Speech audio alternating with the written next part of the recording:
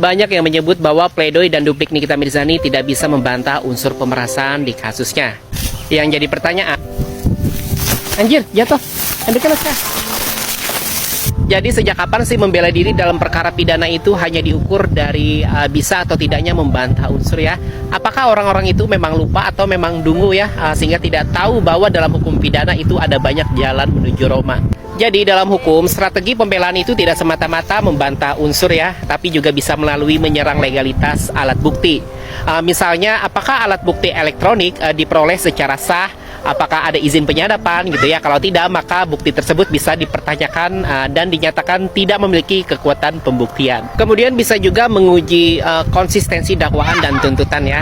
Kalau dari awal misalnya jaksa mengatakan objek ancaman adalah skincare ya, tapi di sisi lain saksi korban mengatakan hanya soal body shaming.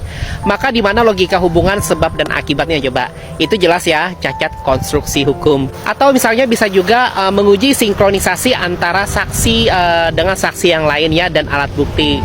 Kalau misalnya saksi-saksi saling bertentangan ya dan alat bukti tidak bisa menjawab pertentangan itu, maka unsur meyakinkan dalam pembuktian jaksa ini otomatis lemah. Dan justru strategi inilah yang digunakan oleh tim kuasa hukum Nikita Mirzani. Jadi bukan hanya fokus pada unsur ya, tapi membedah celah logika hukum dalam keseluruhan dakwaan dan alat bukti. Bahkan mereka juga mengangkat isu objektivitas jaksa yang dianggap memiliki sentimen pribadi terhadap Nikita. Karena dalam hukum, sahabat cendol, penegakan hukum tanpa objektivitas ya sama dengan penistaan terhadap keadilan itu sendiri. Masih banyak lagi sih sebenarnya strategi lain yang bersifat taktis ya. Dari membangun narasi abuse of power, mempertanyakan due process of law ya, hingga menguji proporsionalitas tuntutan yang dianggap tidak relevan dengan konstruksi fakta. Jadi kalau misalnya ada yang mengatakan pledoi dan duplik Nikita Mirzani lemah karena tidak membantah unsur, maka mereka perlu belajar lagi ya satu hal ya.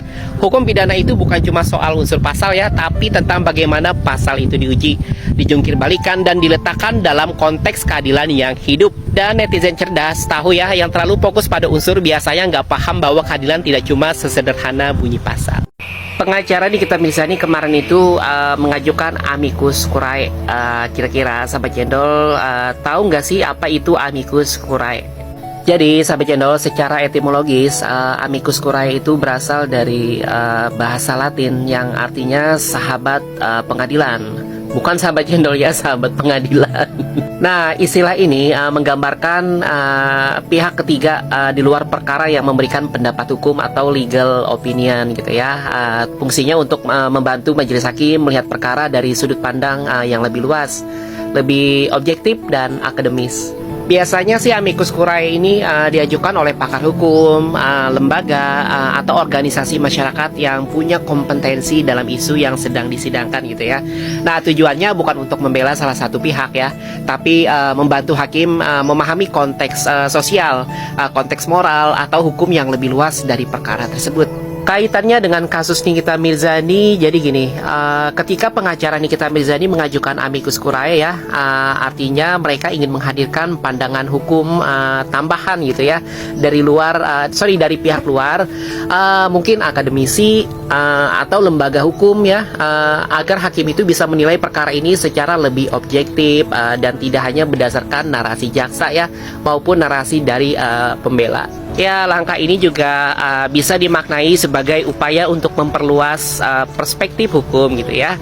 Terutama karena kasus Nikita Mirzani ini kan menyangkut isu kebebasan berekspresi gitu ya, konten digital dan batasan etika review oleh public figure yang memang membutuhkan pandangan multidisipliner.